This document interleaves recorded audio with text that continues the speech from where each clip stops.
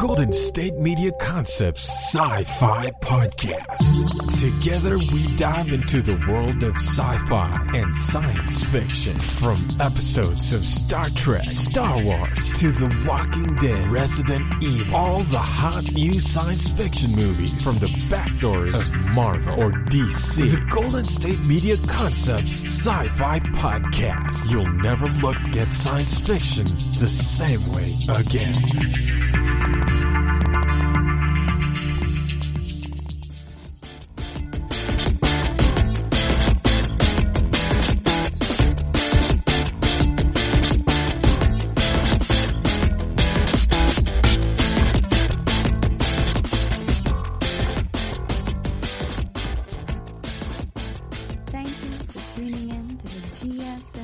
SciFi Podcast, brought to you by the GSMC Podcast Network. I'm your host, Alex. Today, we're going to talk about Resident Evil, you guys. I woke up this morning to all of these pictures of what Las Vegas looks like right now, and it is pretty much empty. They're not able to have a lot of the venues open or the hotels, and it's been like that for a little bit, but just seeing the empty streets reminded me quite a bit of Resident Evil Extinction and the scenes where they have to go through Las Vegas. So, it inspired me, and today I woke up and I watched Resident Evil Extinction, so we're going to talk about it. First up, let's talk about the setting for Resident Evil Extinction. At the end of the last one, or the first one rather, they were in Detroit area, in Raccoon City, and were dealing with the Red Queen trying to contain the T-virus contagion by essentially killing everyone that was in the building, regardless of whether or not they had been infected. Because that was the Red Queen's job, the Red Queen being the computer program, to go through and utilize logic to choose the most logical outcome to protect the rest of the folks from getting the virus. The Red Queen was just meant to contain the contagion. So, at the end of that, a whole bunch of people died, a couple of people didn't, and we start this new one 5 years later.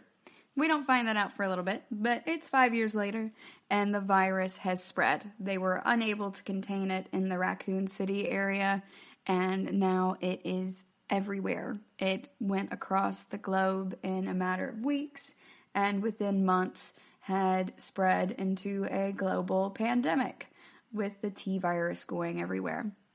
So, that is where we are at the beginning of Resident Evil Extinction.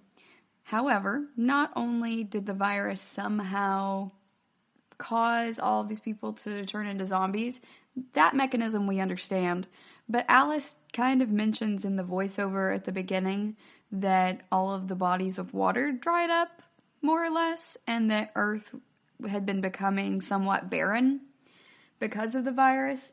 I'm not sure precisely why, though. I might have missed something, but I don't recall that being explained in the film. But nevertheless, a lot of where this takes place is in the desert, and there's a whole bunch of sand everywhere. But we're still in North America at this point. Alice is out riding around by herself on her motorcycle, and she's explaining that they've discovered that if you stop moving around, then the zombies become attracted to you. They didn't really say why or how, just that they are, and that if you sit anywhere for too long, then they'll start congregating around you. Like, at first, a couple of them will just start making their way towards you, and then it will be dozens of them, and then they just come in droves. So we have found that most people at this point are staying on the road, and that's why they are not coming into contact with a lot of other groups of people at this point. For a zombie movie, there were relatively few cars just stalled out on the side of the road or just abandoned from where people had not told someone they were bitten or didn't understand that getting bitten would lead to that, and then they got sick and just turned on people in the car. There were surprisingly few cars. But perhaps, since this is 5 years later, people have been moving these cars out of the road to use the roads again. Who knows? Not me, but that's what it looked like. So you see a couple of cars on the side of the road, but that is something that feels a lot different in Resident Evil Extinction versus The Walking Dead. So, we have Alice just on her motorbike, traveling around in the desert looking for gas and everything. We also have Claire Redfield's caravan, which is pretty dope. And she has a giant armored bus. By armored, it's not actually like full Mad Max or anything. It's somewhere between the cars we have now and the cars in Mad Max, but closer to just our cars at this point. Because that's legitimately what they are. They're just regular cars that they have nailed or screwed or welded pieces of grating over top of it.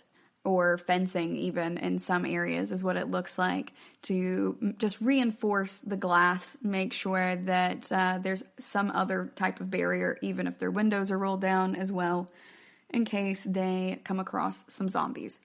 But they have this giant bus, like a yellow school bus. They also have a tanker truck. They have what looks like a news van that they're using to also monitor the perimeter by setting out 4 stakes that can turn 360 degrees with the cameras on top of them and monitoring them from the van. They also have a tanker truck for taking gasoline with them everywhere, as well as like an SUV and what looks to be an ambulance or some type of emergency vehicle as well. I really like how they introduce these groups of characters in this new movie and how we get to see some familiar faces and get some new faces, both from the last movie and from the video games. We also see that Umbrella is still up to their old tricks, and they are still messing around with the T-virus right now. So out in the middle of the desert in North America are not only Claire Redfield and her caravan and Alice on her own, but also a big underground facility that looks very similar to all of the other Umbrella facilities that we have seen that are way underground with just something else obscuring whatever type of building it truly is atop it. In this case, it is just a shack in the middle of the desert, but one that is surrounded by a large perimeter fence. So down beneath the dust and the sand here in the middle of nowhere, we have Dr. Isaacs working on some weird experiments. You kind of get the sense that he's supposed to be working on a cure, or at least a way to take down Alice, but he's up to some shenanigans. And I really do love a good story where we have scientists up to shenanigans.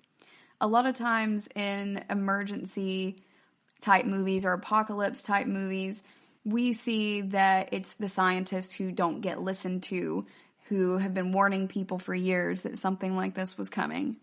And I like that in situations or movies like Jurassic Park or like in the Resident Evil series, that a lot of it is scientists who have turned into mad scientists and they are doing some really, truly awful things.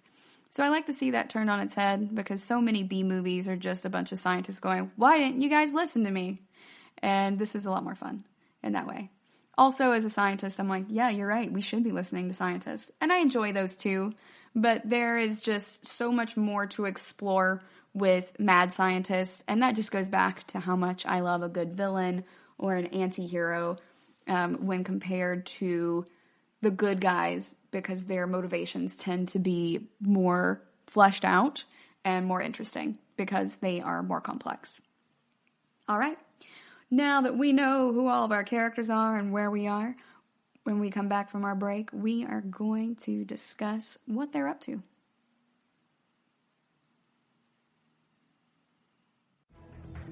Want to find out what movies to go see? Then check out the GSMC Movie Podcast. It's your ticket to the latest movies, whether it's a new blockbuster event, romantic, comedy, or action flick. This show has got it all covered. They talk some what to go see now, don't bother, what's hot on Netflix, and everything in between. That's gsmcpodcast.com/movie-podcast. When it's all about the movies, it has to be this new show. Don't forget to like them on Facebook and follow them on Twitter. Visit gsmcpodcast.com for more info.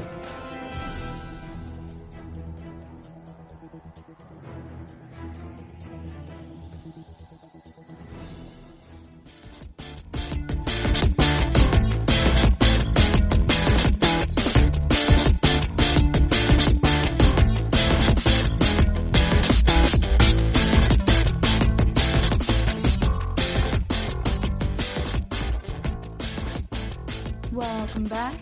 Before the break, we were getting an intro to Resident Evil Extinction, where we have these different groups of characters. They're all in a desert in North America, and that we have 3 distinct groups as we begin. I really enjoy the way that they play out the different types of humans in this story, and in the different types of responses that different humans would have in a crisis. So we see early on that there is a lot of depravity involved with some humans in a crisis. So in the first 10 minutes, we see Dr. Isaacs. I refer to him as Dr. Jorah Isaacs for a lot of this because I did not catch his name early on. And it's Jorah Mormont, you guys. I can't help it. So Dr. Isaacs is down there doing some weird experiments. He's clearly made a bunch of Alice clones and is trying to get them to have the same type of advanced understanding of things and the same type of intuition as well as abilities that Alice has, and her fighting ability too. So the preternatural abilities and her just regular fighting abilities. So he's trying to mimic that and is sending her through a test where she's waking up in the manor and then is going down the hallway and coming into contact with all of these obstacles. So a lot of them we are already familiar with from the first movie, like the laser beam room that comes across as a single laser at first and it'll just cut you in half at the midsection like Darth Maul. And then we have the laser that comes the second time and forms a grid and then is going to cut you into teeny weeny little pieces. Well, not teeny weeny pieces, more like chunks. Like half a pound of meat chunks is what I would say is about the size that they are. So she comes across that and we see that the Alices have been faring with this to varying levels, as one of them goes ahead and just pushes the hospital cart that she's found in the hallway in front of her after escaping through the ventilation shaft. And then she shoves it down there and sees that it gets cut in half. So she's already learned from her first experience that there may be more traps. And they're watching her on the screen and going, okay, this is awesome. She's getting further along. And they're really pleased with her progress, only for her to step forward a little bit further and trip what is very similar to a bouncing Betty type of mine, but it pops up and then seems to shoot her with a spray of bullets instead. Although it could have also been ball bearings like the classic bouncing Betty. So if you aren't familiar with the bouncing Betty, in World War II, it was considered one of the definitive weapons of that era. It was very lethal and could kill a lot of people all at once. So it was first used against the French by the Germans in 1940, and it was called the German S-mine, or shrapnel mine. In the U.S., we refer to them as bouncing Bettys, because that's what the soldiers referred to them as.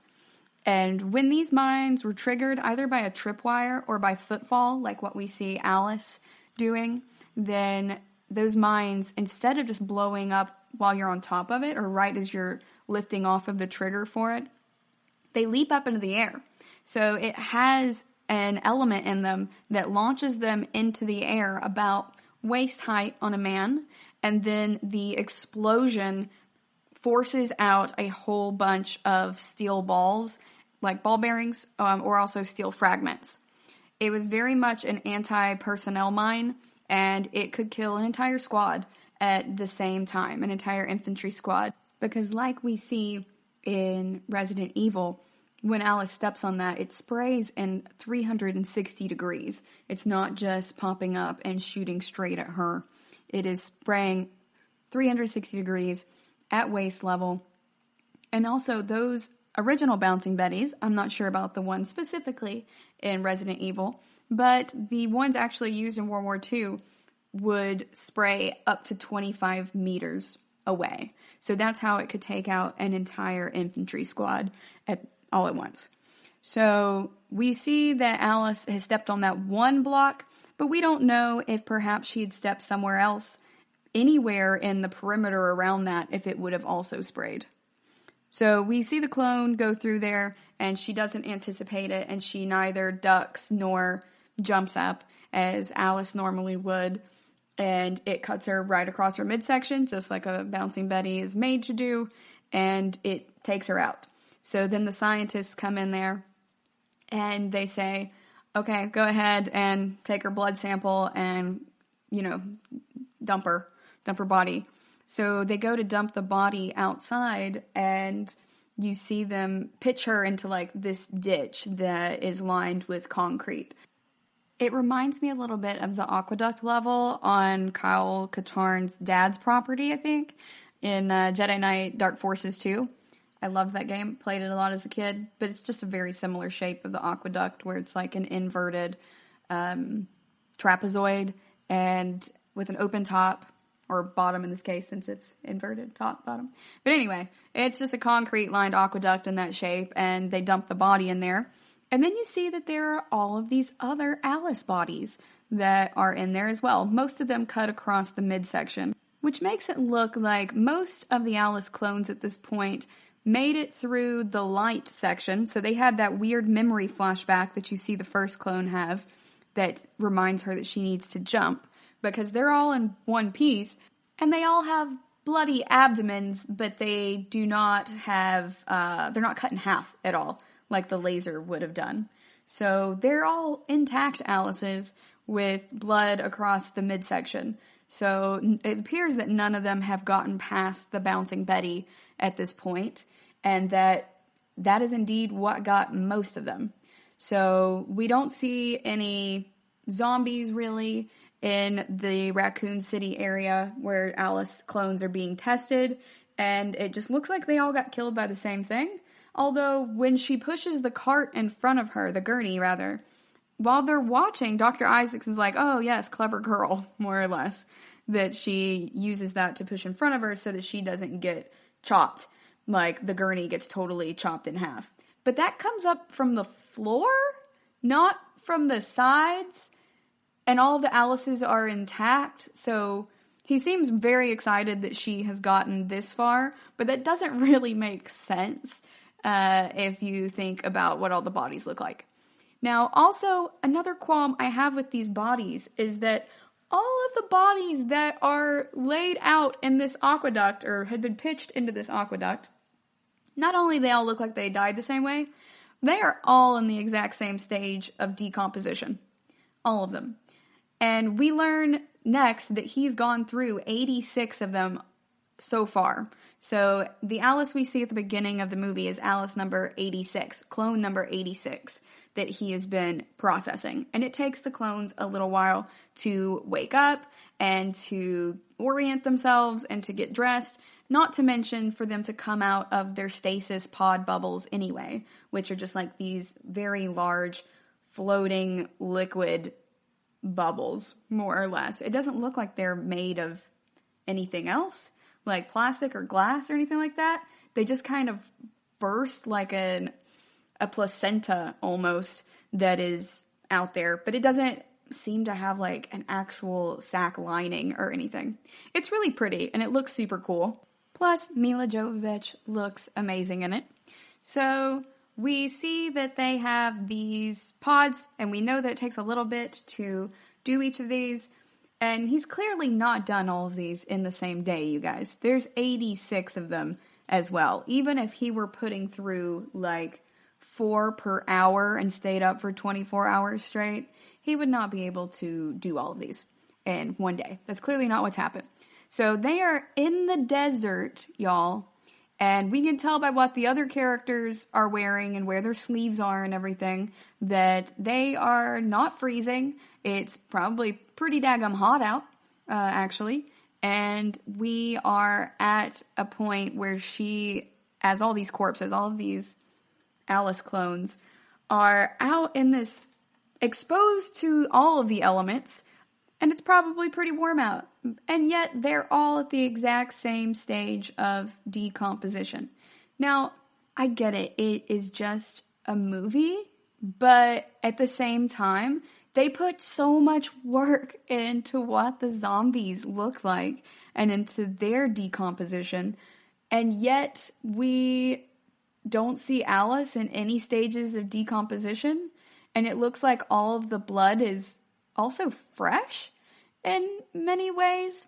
It's just very confusing for me as a person. I'm quite confused because they also have to clean up the area every time she fails. Each time a clone fails and they have to dump the body outside, they also have to go through and clean where like her blood and stuff went everywhere on these stark, pristine white surfaces because they're going to send another clone in to go and test it. So there are layers of what has to go into cleaning all of this up each time. And then also dumping her outside where her body should, by all means, have tons of bugs. We see when Alice opens up a door at a gas station later that there are definitely still flies everywhere. And yet there are none here with these bodies. And that bugs me because I went to school for forensic anthropology through my master's degree. I got my master's degree in it. And I worked at several decomposition facilities. And flies tend to know within like minutes that a person has passed.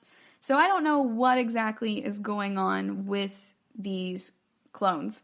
I don't know if it's just something they didn't put any work into at all, or they didn't put any thought into it and what it would mean to have all of these Alices laying there, or what. Because they do pan down the aqueduct. So you know that they put some thought into how many of them there would be. And it pans across to show you that there's many of them. They could have been dumping them from one end all the way to the other and been in just various stages of decomposition at that point, and you would have still known that this was Alice. But they all look like very fresh bodies. There is no early or advanced decomposition of any of these individuals. It just makes the timeline weird for me. But I digress, I suppose. I just find it interesting that in a show that put this much work into how people look as they're getting sick with the virus and everything, and how much work they put into the zombies and showing the different types of zombies, that they didn't do any work in the decomposition. Perhaps, though, since they're Alice clones, they don't decompose because they are made partly with some of her DNA. They are clones. So I'm not sure. They don't seem to have her psionic abilities, but they do seem to have a lot of her memories and everything. And they definitely look like Alice. They're definitely Alice's, but it's just very strange to me how that worked and how they just don't seem to decompose, yet they are not healing completely. But that's neither here nor there. That's just something that bothered me, and if you watch the movie again, I want you to look at it and then tweet me what you think. Maybe I missed something. All right, we're going to go on a quick break, and when we come back, we're going to continue discussing Resident Evil Extinction. Tired of searching the vast jungle of podcasts? Now listen close and hear this out. There's a podcast network that covers just about everything that you've been searching. Hey! The Golden State Media Concepts Podcast Network is here. Nothing less than a podcast bliss with endless hours of podcast coverage. From news, sports, music, fashion, cooking, entertainment, fantasy, football, and so much more. So stop lurking around and go straight out to the Golden State Media Concepts Podcast Network. Guaranteed to fill that podcast itch. Whatever it may be, visit us at www.gsmcpodcast.com. Follow us on Facebook and Twitter, and download us on iTunes, SoundCloud, and Google Play.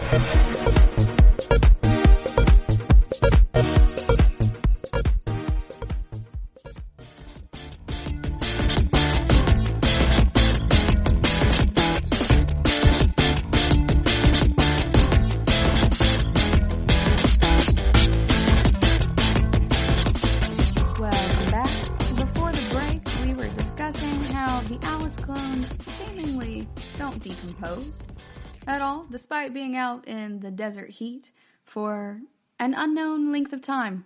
But even within hours, there should be some type of colonization, with the flies laying eggs in the open orifices, such as the eyes, nostrils, and mouth. And yet, nothing. These Alices all look absolutely pristine, no skin slippage, nothing else going on that would be indicative of normal bodies that have been dead for a little bit. And sure, they're clones, but they're still organic material. If you shoot Alice full of bullets or shrapnel with the bouncing Betty, does she not bleed? She does. We've already established that. They all have blood. They're organic by all other considerations. So I don't understand what's going on. But, we already talked about that. You guys get where I'm coming from with it. Check it out. Let me know what you think, though, because I need to know if this only bothers me. Like, is this just a me problem, or is this also glaringly apparent to other people? Also, hit me up on Twitter if you guys have an answer to my question. Maybe it's something I just don't remember from the movies. Maybe I missed something. But hit me up, because it's driving me nuts and I need to know. All right, so now that we have broached that subject again, we are going to discuss some more things about these zombies and the depravity of humanity in this crisis. So we already have the depravity of Dr. Isaac creating all of these clones that seem organic, aside from the inability seemingly to decompose. But they also bleed, they have memories, they have Alice's memories, and have a lot of her abilities for jumping and stuff like that. They also have her intelligence. So they seem to be real sapient creatures at this point. So that's kind of twisted, even if they are clones, that he is creating these very real individuals and is then killing them. But of course, as we get along in the story, we see Dr. Isaac doesn't really care one way or the other about human life, to be honest, or about any life but his own. So, that is one example of the approach that humanity is taking in this crisis. Another one is the folks who Alice first encounters by trying to help them when she hears them on a radio system. So she hears them saying that they need help, so she goes in to try to help them, and instead it's almost like a pack, really, of depraved humans at that point who are just luring people in for their own sick amusement. It's not clear if they're going to eat people or what, but it is clear that they've done this several times. So Alice goes in to help them, and then they end up restraining her, and one guy goes to assault her, and she kicks him in the chin and just kills him immediately. So then they knock her out and throw her down into the pit that they have, where they are somehow caging these zombie dogs. So the zombie Doberman are down there caged. And it's clear from the fact that there are other human remains down there that they've thrown other folks down there before they decided to eat parts of their body, or after, or maybe they don't eat parts of their body. Who knows? But they throw her down there. What I really need to know, though, is how they got the zombie dogs back into those cages after the last people had been consumed.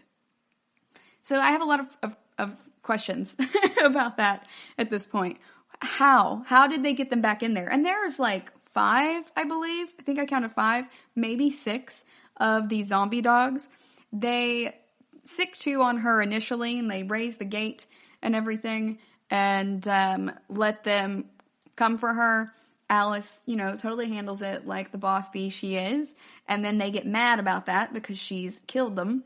and they decide that they're going to release the others. So we see that they have at least 5 of these zombie dogs that are put in these cages. Now, on the one hand, yes, I get it that the cages are operated from above using like a winch system almost, but how did they get them to go back into those cage areas anyway? Or do they just chill every day and someone just watches the dogs, and when one goes into the cage, they close it behind it? How did they get all 5 dogs into separate cages? I don't know, but that seems to be what was happening here. I don't know, because they are actually looking down into this pit. What I'm calling a pit is an area of the floor that has been opened and exposed, and it's like a concrete floor held up by these metal joists and beams. So I got a lot of questions about that. But that's neither here nor there. It ends up not mattering because we don't spend any more time with these people. Just inquiring minds want to know, how did these depraved idiots get these dogs back into those cages? But I digress. And also, what's the point in putting them back in the cages if you're just going to throw people down there to eat them anyway? So there's a lot going on here that's unexplained. But they take a lot of joy in experimenting on watching these dogs eat these people. It's not really an experiment, I guess. I guess Dr. Isaacs is experimenting on folks, and he's driving joy from that, and it's sick. And then we also see these humans taking a sick joy in harming other living people. But we also see how the folks in the vehicles in Claire's caravan do seem to derive a great joy from killing the zombies as well, which is very interesting to me because they used to be humans before they became decaying, walking, hungry, flesh-eating monsters. But we see Carlos hit one with the truck, and then the guy driving the bus goes by, and it has like Roman-styled like chariot spikes on the side, and it like busts its head open and splatters the windows of the bus and everything, and all the kids are like, oh! And he's like, yeah, guys, that was a juicy one, huh? So, on the one hand, I do really get and appreciate the dark humor style that a lot of folks turn to in times of crisis in order to cope. It very much is a coping mechanism, and as my sociology of deviance professor once said, it's really easy to laugh at the easy stuff. It is really difficult to laugh at the dark stuff because you're essentially having to choose joy at that point. It's not just joy that is given to you in the form of like a regular normal joke. It's coming from a dark place, but it helps people to cope. So on the one hand, I do view that as a coping mechanism, but I also think that it's very interesting to see how they juxtapose that in Resident Evil with the other humans, the depraved ones, taking sick joy in the humans being eaten by the zombies in their gladiatorial pit, and also seeing how Dr. Isaac takes his approach to human life in addition to Wesker and the others in Umbrella, because Dr. Isaac does take a wholly different approach than Wesker and the others do. They all are kind of sick individuals, but Dr. Isaac is on a different page as a scientist. So the way that these 3 different groups act regarding other humans is very interesting to me, and also towards zombies in general. I think it's a very interesting set of possibilities that they have shown us here. And then we also see how Alice is still trying to help people, but also is largely avoiding folks for the most part, which I think is interesting in that way in its own right. Another thing that struck me was this type of ancient usage of like the concept of the Colosseum, and also the concept of these spikes that they were using, which are based off of like scythe chariots.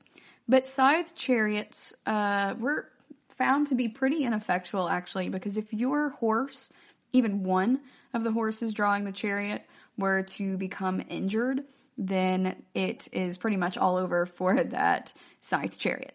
It's not super practical, although it was invented by the king of Persia, at least according to Xenophon, in his work called Cyropedia. He claims that Cyrus the Great, the king of Persia, invented the scythe chariot. So I find it really interesting that both of these groups are using these types of ancient technology in this apocalyptic scenario, one for amusement and the other theoretically just to go ahead and kill the zombies, but it also largely looks like they're using it for amusement. So both of those caught my eye as being old school technologies that we generally associate with the Romans in general, and how they are both being used for entertainment purposes by both the depraved and the folks that we are considering to be the good guys. But the depraved are using it against fellow humans, and the caravan is using it against folks who used to be human, but who are now definitely flesh-eating monsters. So the correlation between those two is just very interesting. All right, we're going to go on another break, and when we come back, we are going to talk about the hubris and the excessive nature of the living and the undead.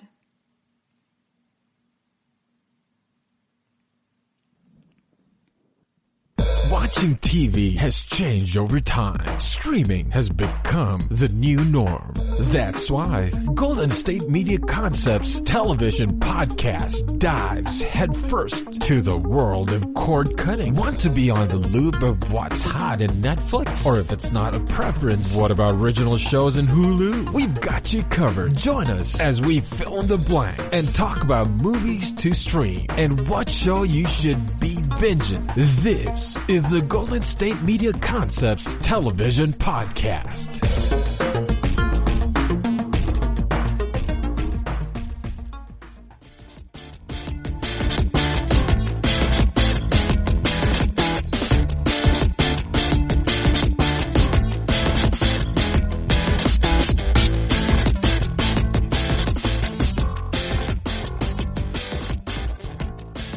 Welcome back. Before the break, we were talking about how there are really three different types of humans in this scenario.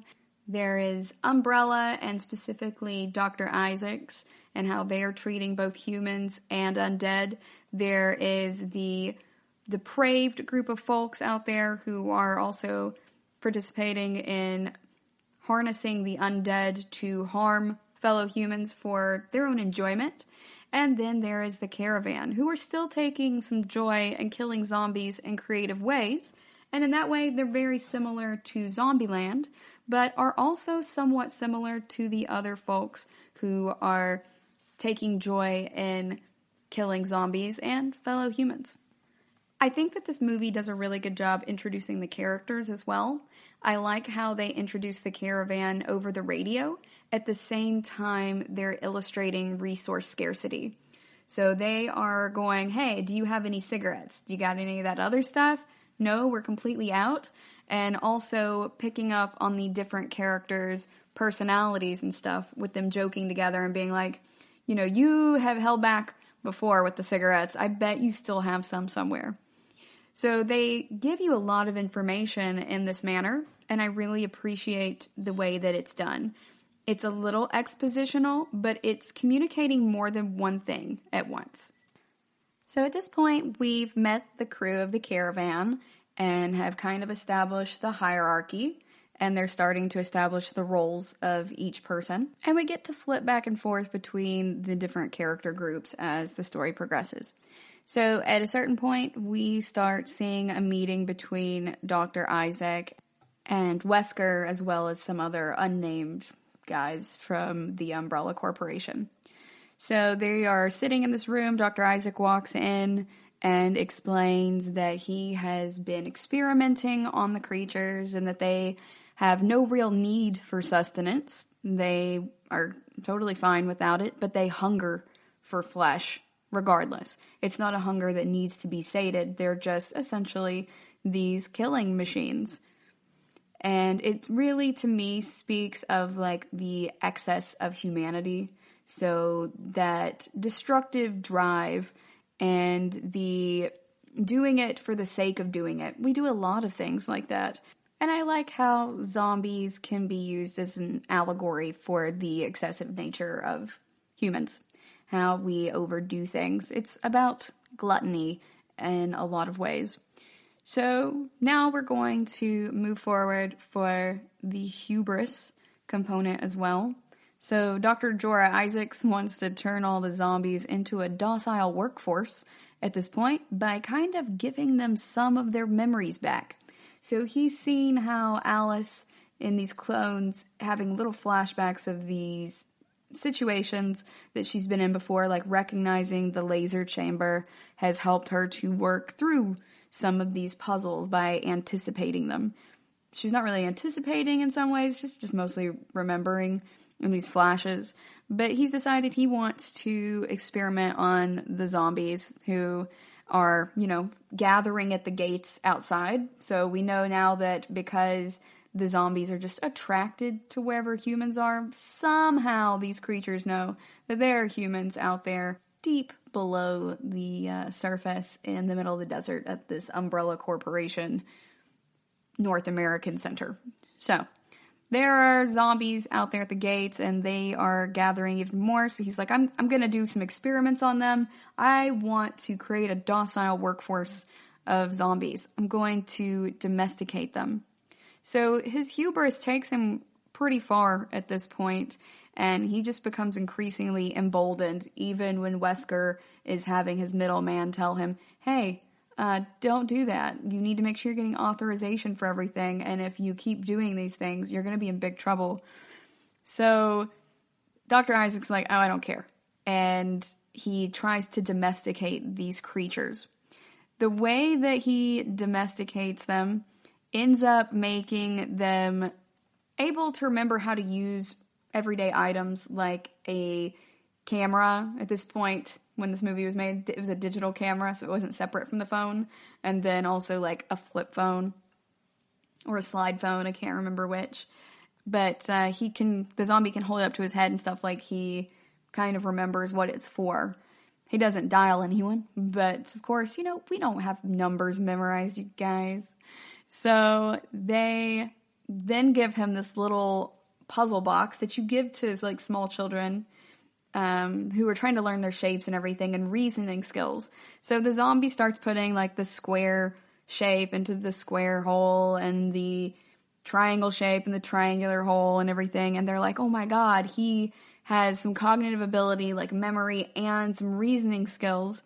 And then the zombie gets one of them wrong, and it just gets really frustrated trying to shove it through the incorrect slot. And when he gets frustrated, he looks up at the humans and just loses it, rips his chains off, and goes ahead and kills two of them. Granted, he needed only kill one, but Dr. Isaac would not let the other guy out of the room. So there's that. We've already established Dr. Isaac has no regard for humanity. He views everyone as replaceable. Who's not him, essentially. This was a fellow scientist working on this top secret project. I imagine it's kind of difficult to onboard new people for this, even when you're not in the middle of an apocalypse. But Dr. Isaac decides both of those scientists who are working with him are expendable. So the other guy totally could have gotten out. It was very much like a Titanic door issue. But he was like, nah, you're going to stay in there. It sucks to suck is pretty much the face that Dr. Isaac gives him. And he's like, I'm not really sorry about this happening at all. So he entirely just does not care. And you can see his hubris growing at this point and him becoming more and more likely to go against whatever Wesker wants. Granted, Wesker is also demanding that he steps up his timetable. So he really can't afford to get rid of these scientists. And this really is the point where we see, okay, this man really does not care, and he's about to go off on his own weird side quest instead of whatever Wesker is telling him to do. He's just not concerned anymore. So we've established that whenever the zombies, even these new advanced ones that have better cognitive skills, get frustrated, they're going to return to violence.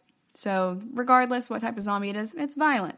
And he is just absolutely amazed at the extreme quickness and strength and amount of violence in this particular zombie. So you can see he's kind of thrilled by it. We also have a really excellent display of social distancing in this, with the holographic meetings between Dr. Isaac, Wesker, and the other folks from Umbrella Corporation. So we find out, too, that they're all holograms except for Dr. Isaac. Some of the other, I don't want to say medical personnel, but scientific personnel that are in there. And, a couple of the guards and stuff. The guys that are having to dispose of bodies and guard the doors and be like, Dr. Isaac, you don't have authorization for that. Those largely unnamed characters. So there's those guys in there, but the actual bureaucrats and stuff like Wesker, who are at the top of Umbrella Corporation, they were actually just holographic projections. And I don't know about you guys, but I've been in a lot of web meetings, particularly from home, and I think holographic meetings might be dope, but then we're all going to have to wear pants. So perhaps it is dystopian after all.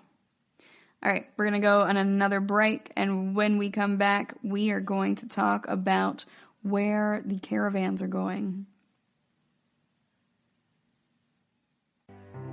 The GSMC Life and Happiness podcast takes you on a journey of exploration. We'll discuss tried and true methods alongside the latest trends of how to best live your life to its fullest and happiest. From psychology to meditation, science to self-help books, the GSMC Life and Happiness podcast will help you to discover what makes you happy and how you can live life being the best you possible. Download the GSMC Life and Happiness podcast on iTunes, Stitcher, SoundCloud, Google Play, or anywhere you find podcasts. Just type GSMC in the search bar.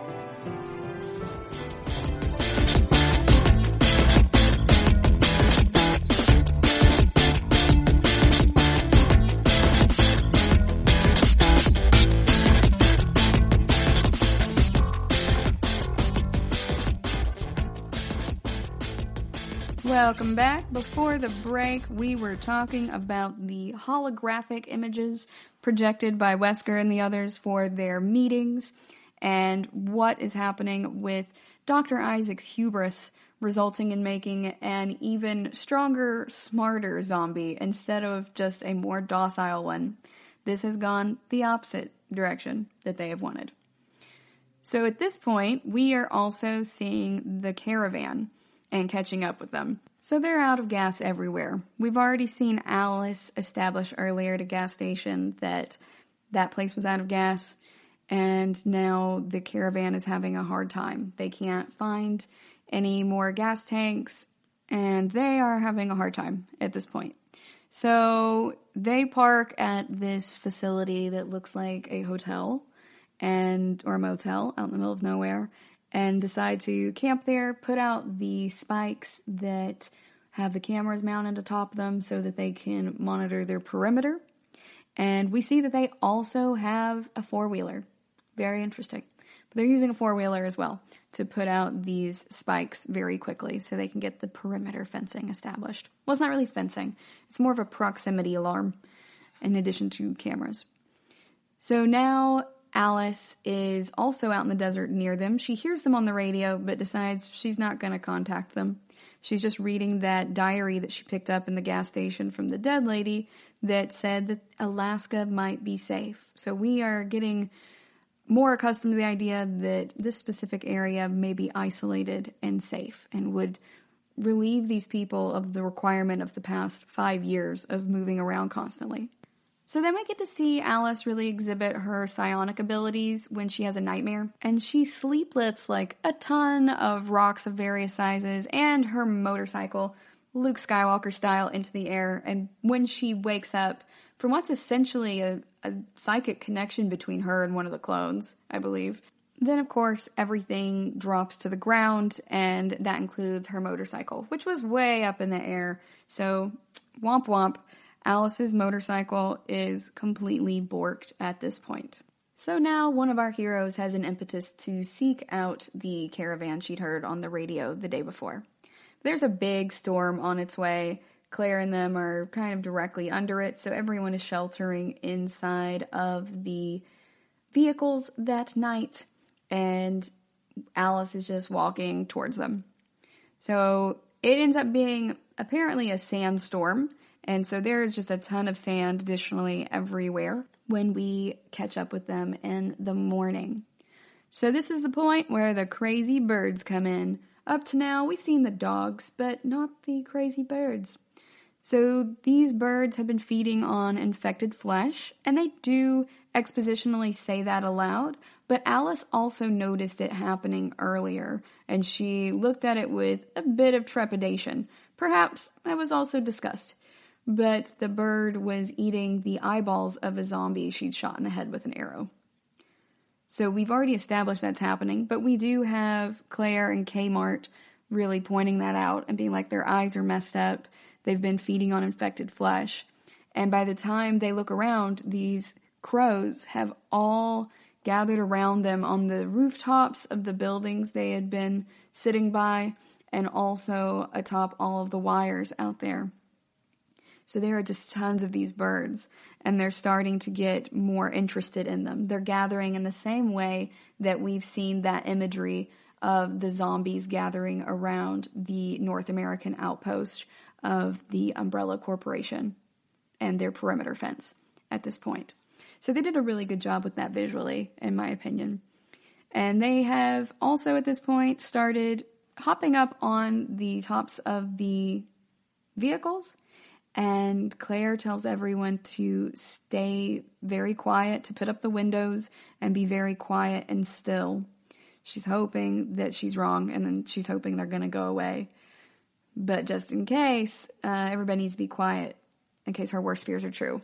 And it turns out they are. Some kid drops an empty Pepsi can inside of the school bus, and the birds start coming for them and just diving into the windows, which is, in a way, kind of situationally funny. Normally when birds fly into windows and stuff, it hurts the bird. But in this case, these are essentially zombie birds, and so they are just driving themselves at the window with their beaks and everything, trying to break the glass so that they can get in there and get to the people. So this time when the birds are going at the windows, the humans are the ones who are going to be getting harmed. Now, I don't want the humans to get harmed. You know, they're the heroes of this and everything. But situationally, I'm just saying, you guys, it kind of turns that on its head. So the birds start coming through, and things are going very poorly for our heroes. The caravan is partly stuck because one of the vehicles has so much sand on the back end of it. Another one, the bus actually, also rams itself into a pole. So not only are the birds coming after them, but they are also stuck with the children especially. So there's not a bunch of people who can help them fight this in there. So we end up with 3 adults, more or less, in the school bus. And they're trying to hold the glass in place because the birds have already ripped the metal off and are attempting to break the rest of the glass. They're doing their best. So they have to go ahead and back the other vehicles up to the school bus and try to get all of the kids on board the van instead. So we lose a couple kids right here.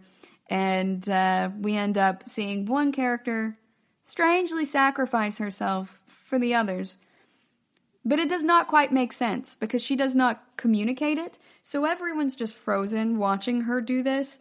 And she shuts herself in the bus with the rest of the birds. But I'm quite confused about this. We don't even know yet if any of the scratches and stuff and injuries she has from the birds would cause her to turn into a zombie at this point. We don't know if that's going to infect her with the T-virus. We also are not sure what is going on with the guy at the front of the bus because he's still fighting for his life. He's decided he's not giving up. He makes his way out the door. But she shuts the back door with all the birds in there, and then they just kill her. And it's very sad, of course, as well. And I think it's mostly done for that shot of her face being all bloody and pecked by birds sliding down the glass at the back of the bus. But also, you guys, she was their medic. Even if she was infected, she could have offed herself after she tended to people's wounds. She certainly also could have just closed that behind her and ran for the van. It was not far away. A lot of things go horribly awry here.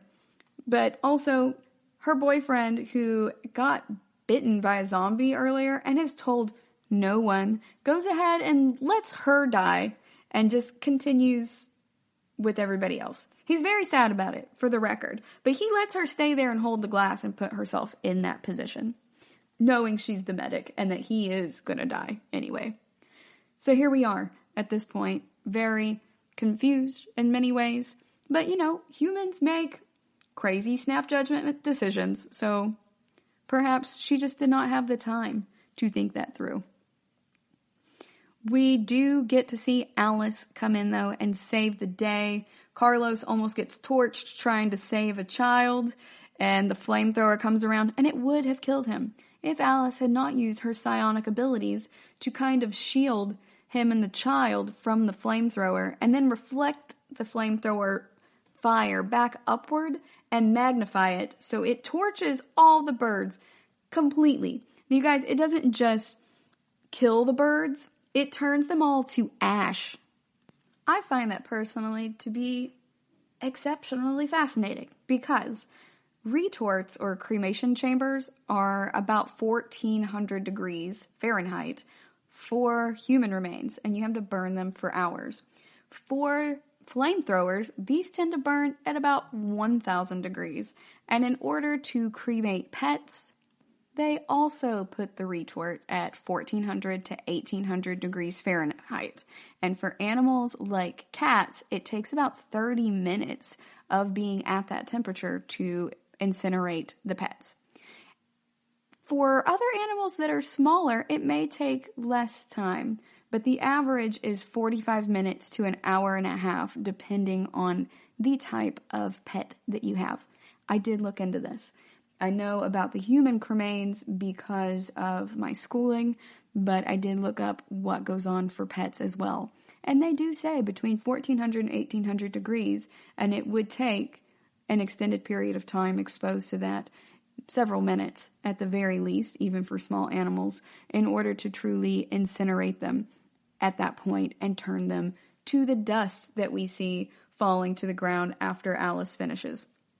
So that just makes me wonder. I don't necessarily have a problem with this happening, but it makes me wonder. So she is psionically blasting the direction of the fire, and she's increasing it in magnitude, but also, is she increasing the heat of this? Because she would almost have to, right? What is going on with her psionic abilities? I just want to know what all Alice can do. Does Alice have heat vision now? What is happening? I know it's technically not from her eyes, it's from her mind. Does she have, psionic heat abilities? What is going on? Could Alice warm an entire city? Who knows? We're going to go on a break, and when we come back, we are going to discuss some of the leadership aspects of this film. Stay tuned.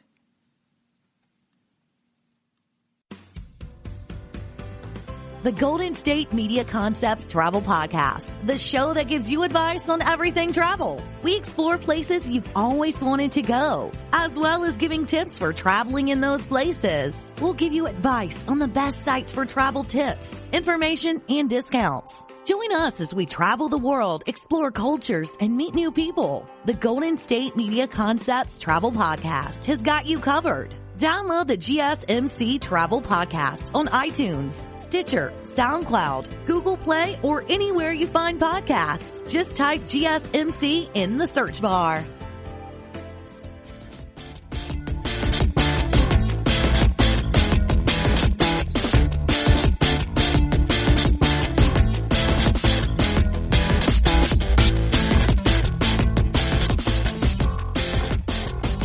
Welcome back. Before the break, we were talking about the science of cremating remains and the different temperatures between retorts and flamethrowers as that relates to these zombie birds. Now we are going to discuss some of the leadership aspects in this movie.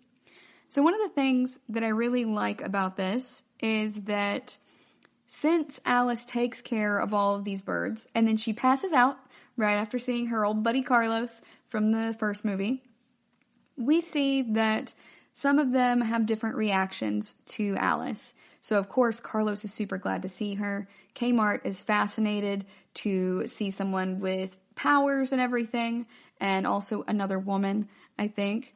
So she's hanging out in there watching her sleep and is there to help her when she wakes up. And then we also get to see Claire's reaction, too. And when Alice first wakes up and comes outside, they are holding a funeral service, more or less, for their dead. In an apocalyptic situation, I imagine that that is often a luxury to get to bury your friends. So they do bury them out there in the desert, and they find some sticks and stuff to make the crosses for their graves.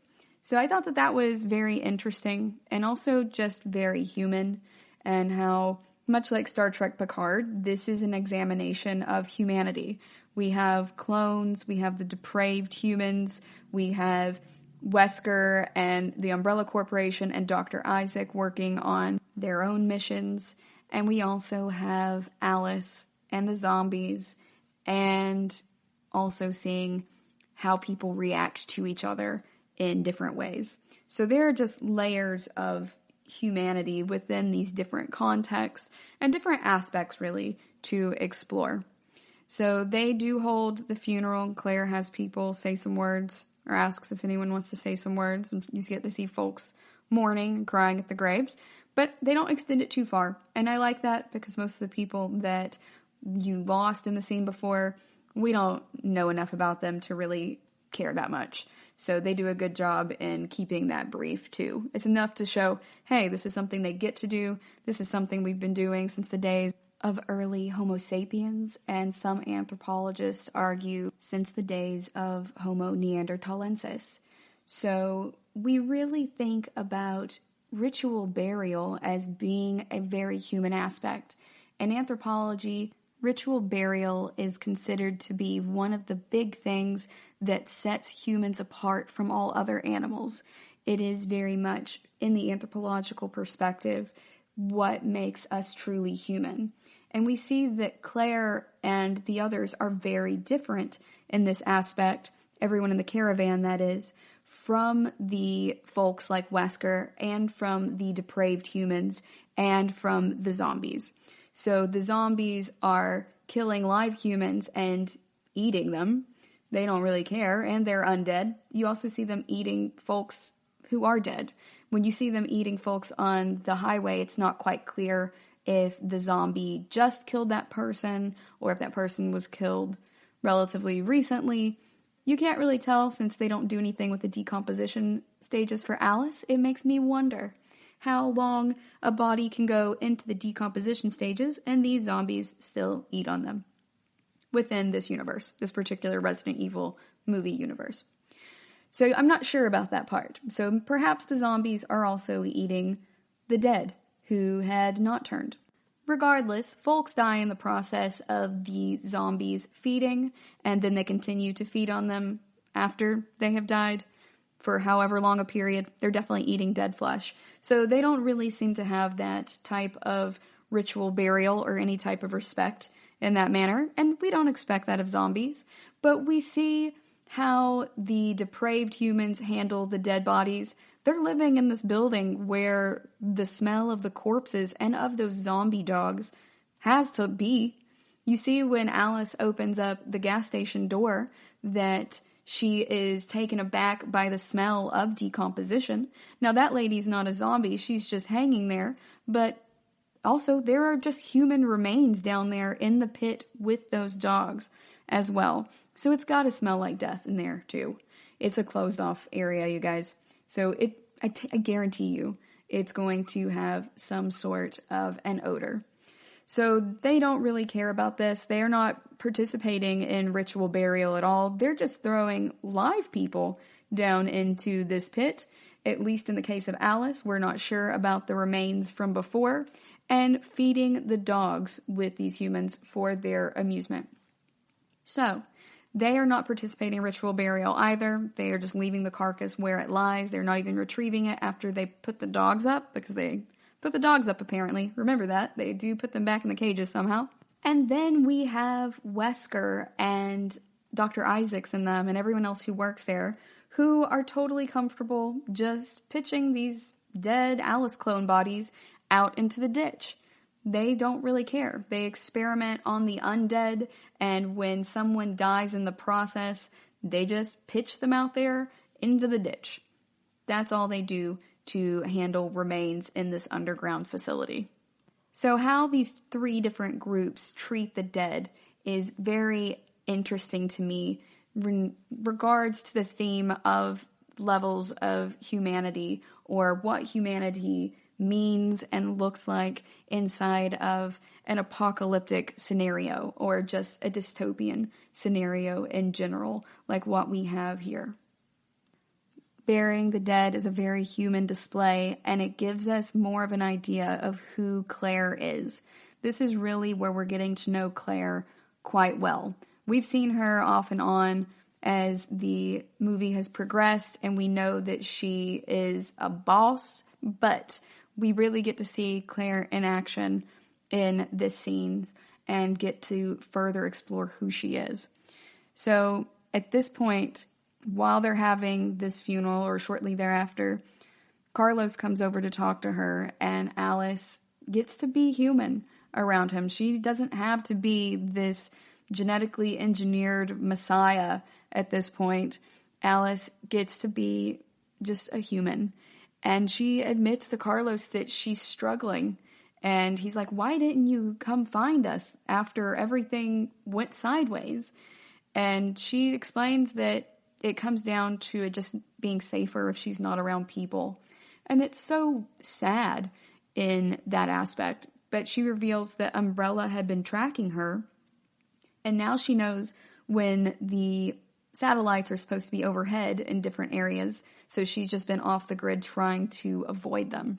She doesn't know that her psionic blasts are giving information about her whereabouts to Umbrella right now, which is very unfortunate because she feels some type of connection to their technology, and so a satellite does go overhead because of the psionic blast. They want to see where she is, and they send it off route from where it should normally be, where she knows it should be. And so it goes over her head, and she feels it, even though it's way up there in space. And she's like, what time is it? And is just gut checking. But she's like, I must be just imagining things. I must be just paranoid. It'll be fine. And she doesn't understand that they have indeed found her. But she also admits to Carlos that she's essentially scared for everyone around her because she knows what Umbrella is capable of. And she knows that they are going to continue trying to hunt her down. So you get to see her be human for a little bit. She gets to hug Carlos and stuff, and she seems really happy to see him again. She almost looks like she is about to cry because she has just been so tough and so on her own for so long without any other human contact. We also really get to see everyone's leadership skills pop out here, and I really enjoy that. After we see that Alice feels that she thinks it's safer if she's not around people because people tend to die around her, she's talking to Claire too, and Claire goes, hey, it's not just you. She's like, people die around me all the time too, and it's quite upsetting. So they do it in very few words, but I really love this girl moment and this leader moment and this BA moment between two bosses in the middle of an apocalypse where they're bonding over the fact that people tend to die around them and this unspoken sense of a burden of responsibility that they both have for it. Claire as a leader and Alice as just some sort of reluctant messiah figure as well. So we see that concept of leadership in an apocalypse as well as the role of hope in this movie in the next scene, but we also see the difference in how leadership is handled in Umbrella Corporation as things go sideways and characters subvert each other and then make orders to take other characters' lives and whatnot. And it's all very fascinating regarding how these humans are interacting with each other within these different groups. So with Claire, she decides that, she's not sure they should go to Alaska. Alice goes ahead and shows her the journal and everything, and Claire sits down her core team members, the folks who drive the buses and everything, and whoever's left, and she's like, these people trust me with their lives, and they don't need pipe dreams. She's very concerned right now that it's just going to set them up for failure because they just lost so many people, and Carlos has said that they have lost 30 people, or half the people, in the past 6 months, and so they are really running low on morale, and he's like, maybe this is exactly what they need. They need hope. We've lost too many people at this point, and they don't have much to continue on for. We're almost out of gas. We're almost out of food. Things look really bleak. And since Carlos is from a paramilitary unit, Carlos definitely understands the importance of morale at this point, and he understands the importance of unit cohesion. He also would understand the need for a hierarchical structure. So you get the sense in this situation that all of the characters defer to Claire, whatever she decides, but that Claire also tends to allow folks to have significant input in what's going on. Claire gets to make the final decisions, but she does want the input from everyone around her, even if it means that the final decision she makes is not the one she would have made alone. I really appreciate that about Claire Redfield as a leader, because she's always putting the needs of the many first, and that's the difference between her and Umbrella Corporation, and she is letting everyone make these decisions. Claire is trying to save everyone, and that is something she has in common with Alice. They are just taking different approaches in it. But it also does a really good job in juxtaposing Claire against Umbrella Corporation at this point. Even if Alice is the one directly fighting them and Claire is on more of a rescue mission, while Alice is doing a seek and destroy. We're going to talk more about these characters and some more of the themes and the rest of the story in our next episode. But for now, that's all I have for you today. Thank you for listening to the GSMC Sci-Fi Podcast, brought to you by the GSMC Podcast Network. I'd like to ask that you please remember to subscribe to the show, and writing a nice review always really helps us. Also, if you could please follow us on Facebook, Twitter, and Instagram, I'd appreciate it. Thank you kindly, and have a good night. You've been listening to the Golden State Media Concepts Sci-Fi Podcast, part of the Golden State Media Concepts Podcast Network. You can find this show and others like it at www.gsmcpodcast.com. Download our podcast on iTunes, Stitcher, SoundCloud, and Google Play. Just type in GSMC to find all the shows from the Golden State Media Concepts Podcast Network, from movies to music, from sports to entertainment, and even weird news. You can also follow us on Twitter and on Facebook. Thank you, and we hope you have enjoyed today's program.